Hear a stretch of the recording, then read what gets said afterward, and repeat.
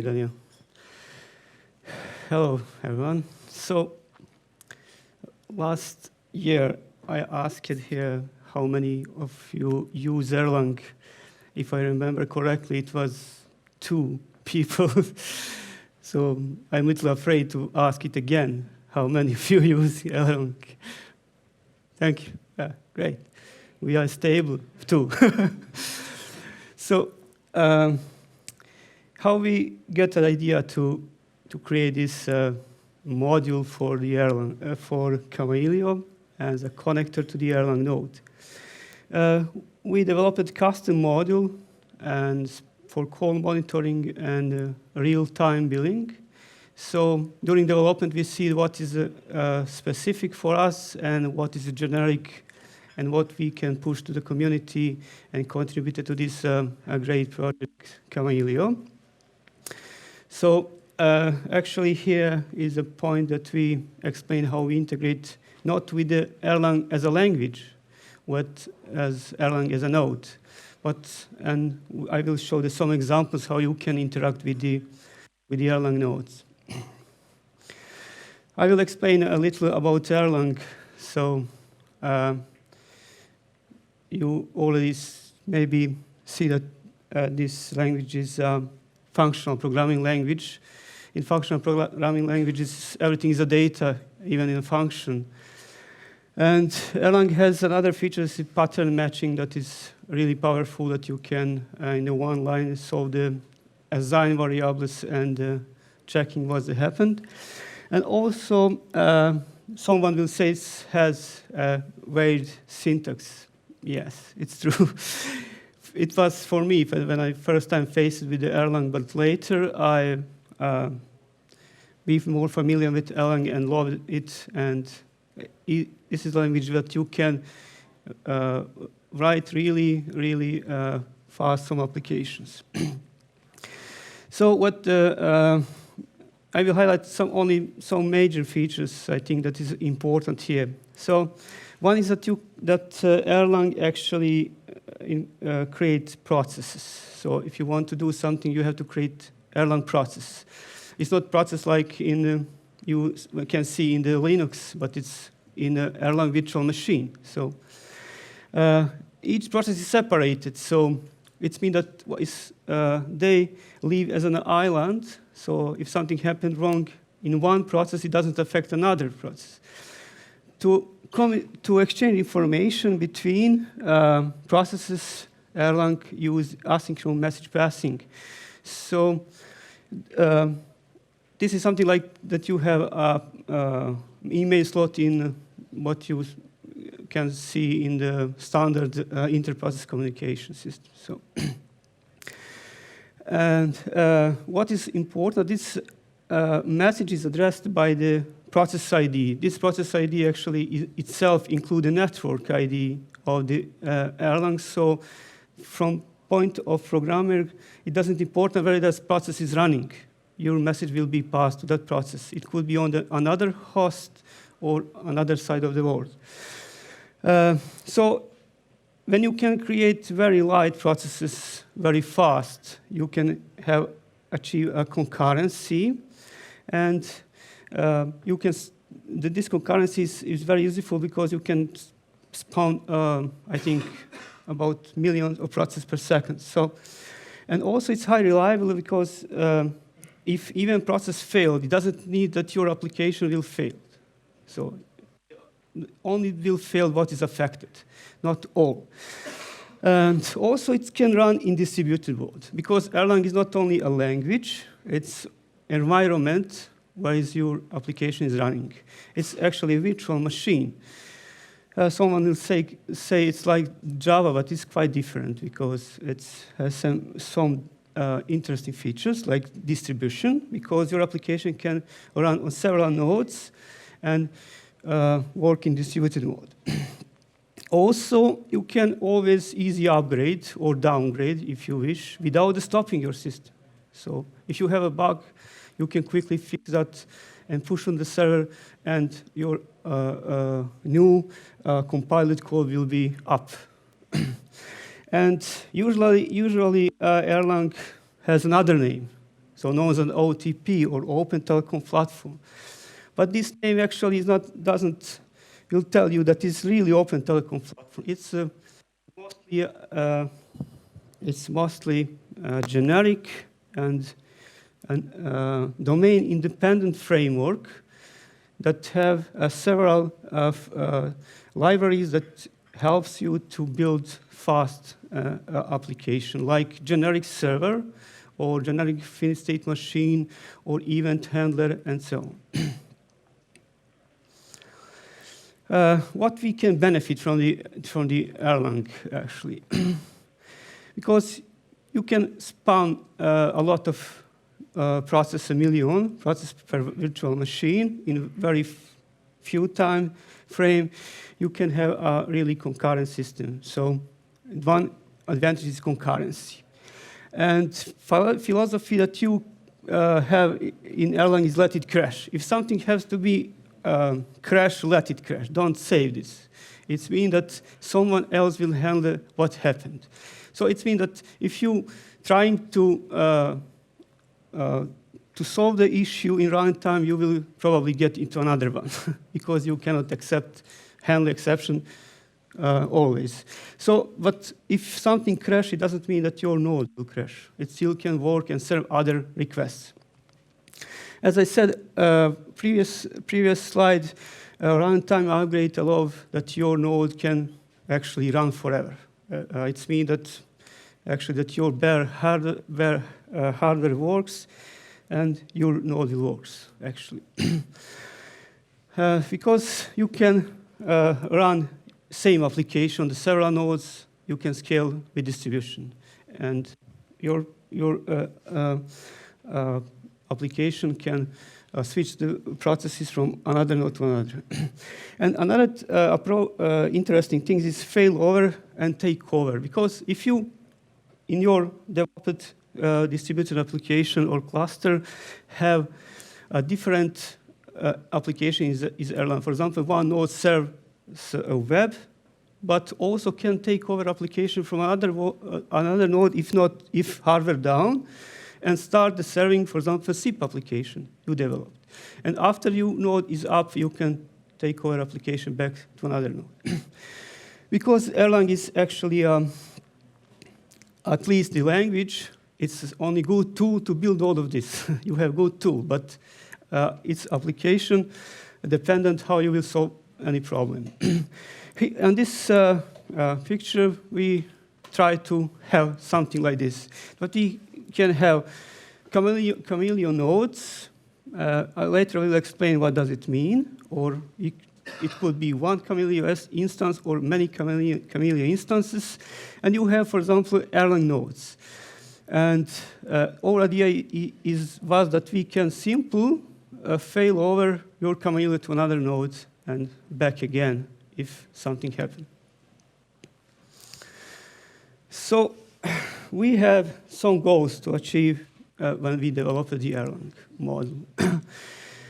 Because Erlang has own data types that's not too much friendly with data types we can use in the Kamailio. We try to have as much as possible data types in the configuration script in Erlang, so that we can send and receive arbitrary message. Of course, we also want to have asynchronous communication, so that you can, in one process, you send message and another one to receive that. If you need that type of communication, for example, like notification, and you don't need to know is that message reached the process or not. And also to have a bidirectional RPC. It means that if we develop our application in Erlang, we can export some RPCs. We will see how is it transparent in Erlang. But also that we can call any exported RPC from the Kamailio from the Erlang without any wrapper in it. So our solution doesn't need to run special code in Erlang to communicate with the Kamailio. It's a special code written to Kamailio, and also we doesn't require that you create special messages. So message can be arbitrary, as you wish. And as I said previously, so failover and takeover connection, that because you have many tools to do that in Erlang. So we didn't want to complicate how we can solve that is Erlang module, so we can always connect and reconnect from Erlang side. And at least we allow to creation of the custom modules. So everything you can do in the script, there is an API for developers that can create own module. Here's just to see what problem actually is Erlang data types. As you can see, there is several specific data types in Erlang. For example, one is atom. This is literally a string, something like constant string if you in imperative languages. And it's optimized, Erlang is optimized to do with the atoms because it's used in the tagged messages, like here. For example, you can have tagged messages. This is actually application approach, so it doesn't require to be a tagged message. If you wish, here is that. And list and tuple is one almost similar data types, but one is a fixed length and list is not. Classic is a string, and one very specific for Erlang is a process ID and reference. So, because everything you can address to the process and you can generate a reference, what you answered if you wish. Record is something like structure in the C, but name it, so you can have this and I will show later how we can handle this implicitly, even it's not directly exported in the Kamailio. And there is the other, like bit strings, binaries, and function objects, and map, and so on. So it looks really a little bit strange. What we have in the Kamailio config variables, every one of you use that and you know what is the actually config variable in the Erlang, but wanted to mention one thing, that's the data values you can store in that variables are string or integer. So we have to fit what we in previous screen see, the really complex message. We have different contexts and lifetimes for these variables, if they're in transaction or in dialogue or in the process.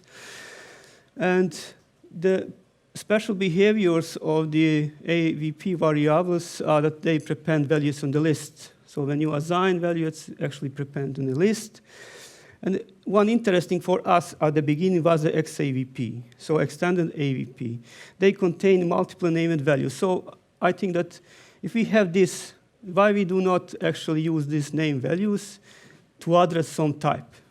So, and reuse the exiting what we exist in the Kamailio, and do not need to export anything new. But what's happened? Internally, XAVPs are actually a list of lists. Like in previous screen, you see that the Erlang message actually is a nested list. So XAVP in background, actually, and I show what is the actually problem when you want to assign some XAVP variables into the XAVP variables. So actually, you get the string type what you don't expect. So, but internally, we have really good advantages that it's allow nested list and it's bind to transaction. So we don't care about when this memory will be released. And API, you can really comprehensive API inside the Kamailio. So based on this, we decide to export special variables for Erlang module, and here is a list. So if actually do XAVP print in your script, you will see that this background is XAVP. So, but not reachable directly from the script. And we solved also problem that we can, for example, one message include to another. So this nested problem. The names actually prefixed by Erlang as Erlang module, and names are, have behavior like Erlang bot. And we introduced that one special, what there is no in the Erlang, we name it that as XAVP, or its internal Erlang interface dynamic buffer, because when we want, in advance, we cannot know what the result will be. It will be list or atom, but we can have a generic variable that inherit the behavior. So we can inspect later what exactly is the contained data value in the X buffer. So here's a simple example, but more details you can find in the documentation of the Erlang module. So when we have when we solve the problem that Erlang node and Kamailio don't understand data, so we have to solve the problem how to connect. Erlang support to be connected from other applications that they are not written in the Erlang, so they are known as a C nodes. So we created a helper process in the Kamailio, and they are actually C node helper. And you can spawn many of that nodes, and in configuration of the module, you can say how much you need that nodes. But we also, what we also need is a Erlang port map daemon to be run on local.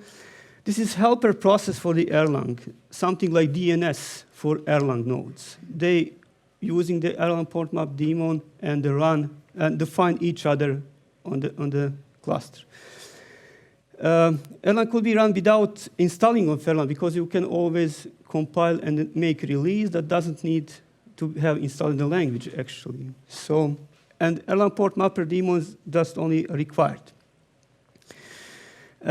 Here we have to fill some parameters to configure a module. Number of nodes, it means that if you want to scale, for example, if every request need to connect to the Erlang, probably you will use the more nodes, so that you can serialize the request directly to Erlang node. And you have to put the align name and C node host. So because every node actually in Erlang means that you have node name at host, similar like email. Erlang node name is a full name and a cookie, not this one on the tail, but one that actually is approve access node to node. But how can Erlang see that node? The Erlang see that nodes are hidden. So this is good because Erlang doesn't expect that another node have all capabilities what Erlang has. And also these nodes are not propagated in the cluster. So it will be kept on the one node. What we can actually do with connections. We keep the pretty simple approach in the Erlang module. So because we have more freedom in the Erlang. So Kamailio module doesn't follow Erlang application failover takeover because it's by itself is a little bit complicated. And if we have that someone think different on one place, probably they will not understand each other. But from Erlang, you can easily disconnect or again connect the node. So after last connection, Kamailio C node periodically trying to connect, but also accept connection from another node. So if your Erlang cluster, if one node down, then Kamailio lost that connection, but another in distributed node Erlang can connect Kamailio and again, then can use application. Okay, so message passing. So while we solve the message passing, we exported some several functions that could be used from the Kamailio configuration script and send to register a process or automatically reply from some received message. And everything is on asynchronous. Erlang process ID may equally refer, as I said, the local process or process on the remote node. So it's transparent for you. So you don't need to actually ever create by self that ID. And because in Erlang you can register process, so that means that you give to some process one name. So can address them by the name. And in that case, you have a register send function where you can put just the name of the server. But how to enable that Erlang export some registered processes? We use the event route. So you can create event route. Automatically, this name could be accessed as a registered process from the remote node. We call that as a registered pseudo process because actually it doesn't exist. It's just only a name alias for same the process in the Linux. Example. Here is a record is an Erlang. So even we didn't created this data type in the Erlang, we can handle that because at least it is converted to the tagged tabs. We can discover, so you can see here, this is classic Erlang RPC call, for example, that you can discover where is the self process. A self process in the Kamailio actually is a route that you can create and everything sent to that process will fail here, if not can found other process. So we can send even, and discover Erlang request, where is the self? When we get the answer, here is an example that we can discover the node if we are interested. And simple send message to that process. And in Kamailio, you will see this a log of this message here. It's a little bit different, but still it's record. Example 2, how we can do that from the, for example, reply from the register process. We can create, for example, greetings process in pseudo process in the Kamailio and create some kind of message what we want to reply. And again, we here does not care about process ID because it's automatically handled in background. So we can send to the register process from the Erlang, hello Kamailio. When we flash what shell received, you can see the hello Erlang from Kamailio. And here's an example of logged message. Bidirectional RPC, this is a classic construct of distributed computing. So whenever you need that response of the request before you continue, it's better to use RPC. And RPC can return the value of the result. The result is always returned, and only if you cannot communicate with the Erlang node, you will be return the false. But because even error happens on the Erlang node, you will receive that as a message. So you can parse then and detect is it error or not. Erlang doesn't have special RPC designed by itself, but it's actually created with the message send and receive, and wait some time that you receive the message. So you can emulate actually RPC. There is a special process actually in background in Kamailio mode that also exists into the Erlang node is Rex. This is very old request like remote procedure calls actually will be routed. Also, model provides transport for RPC's result returned from the Kamailio.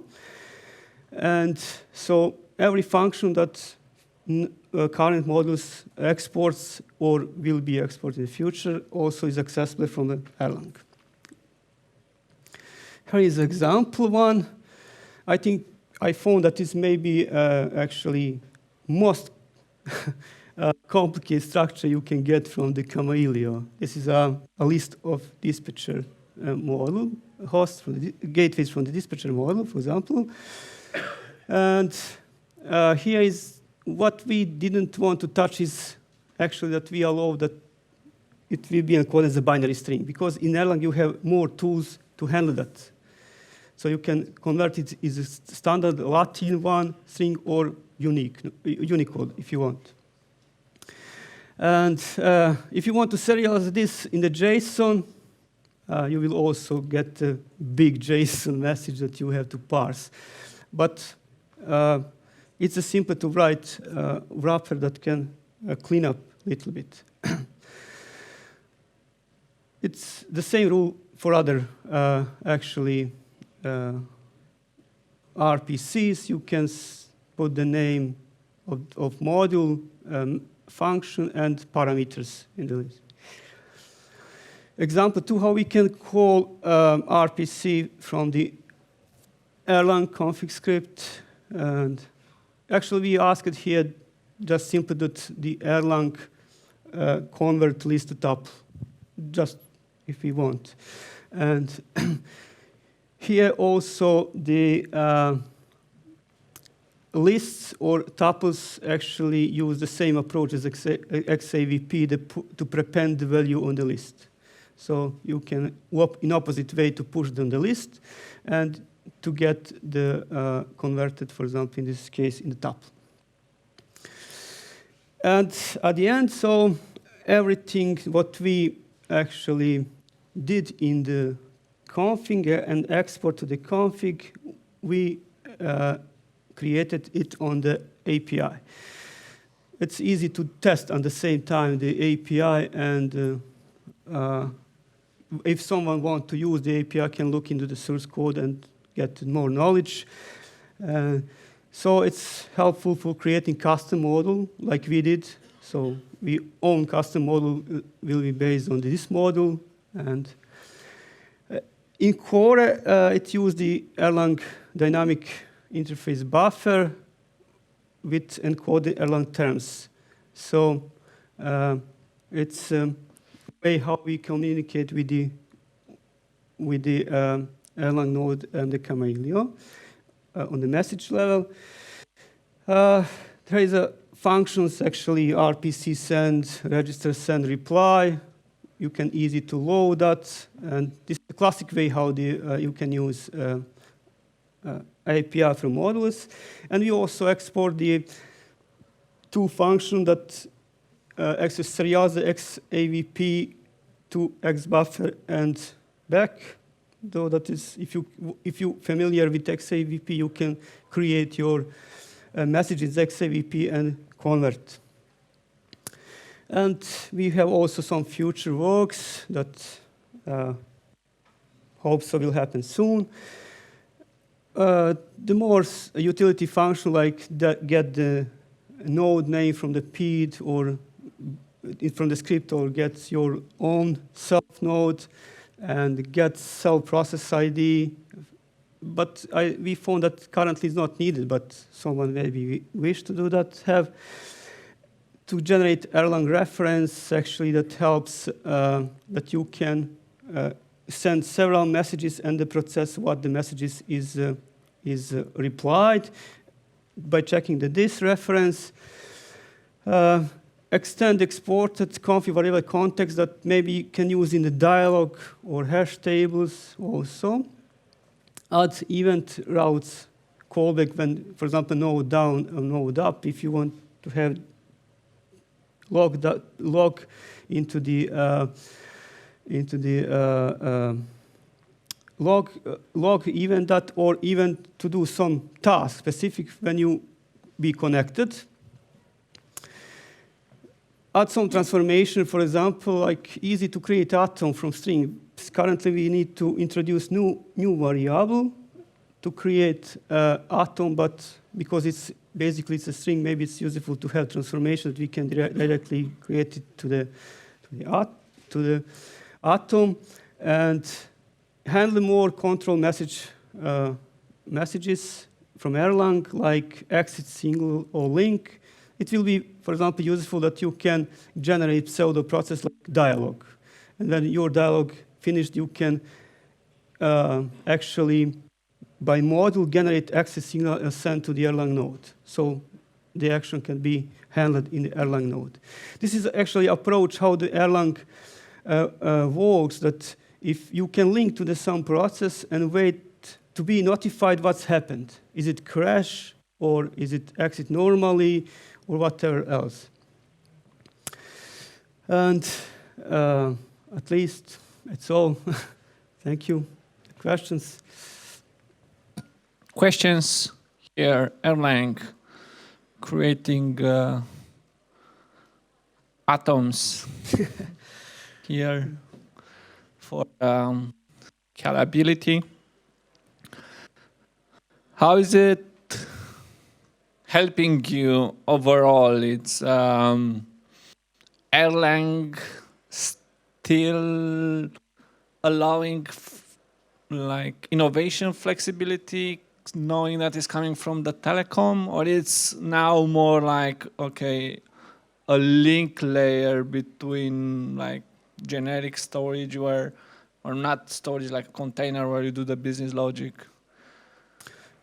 Yeah. What's simplified in your life? You have great tool to do distributed applications. So even you have in Erlang a distributed database that you can use, for example, for transaction data, but that maybe you need to temporarily share with the all nodes.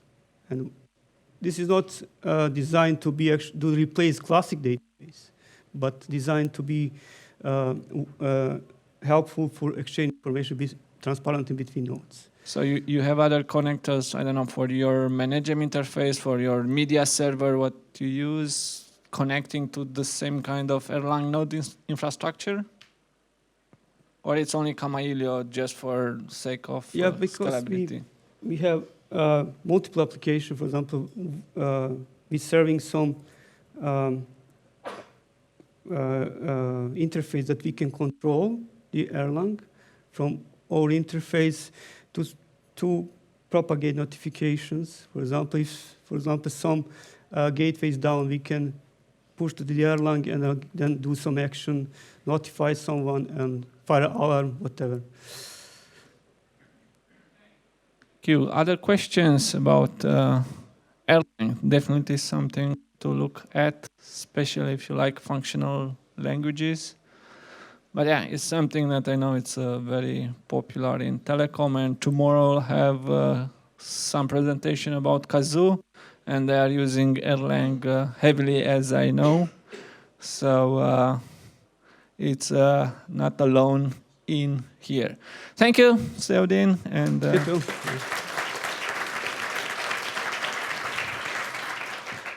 We'll get